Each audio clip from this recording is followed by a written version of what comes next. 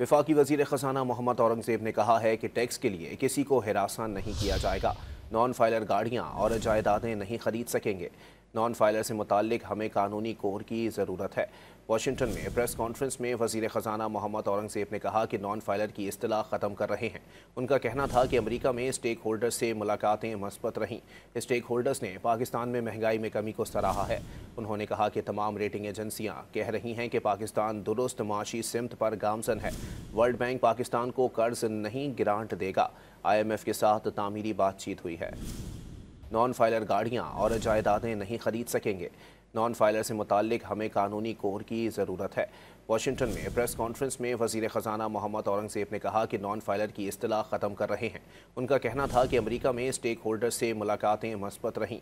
Stake holders ने पाकिस्तान में महंगाई में कमी को सराहा है। उन्होंने कहा कि तमाम रेटिंग एजेंसियाँ कह रही हैं कि पाकिस्तान दुरुस्त माशी सिमत पर गामजन है। वर्ल्ड बैंक पाकिस्तान को कर्ज नहीं ग्रांट देगा।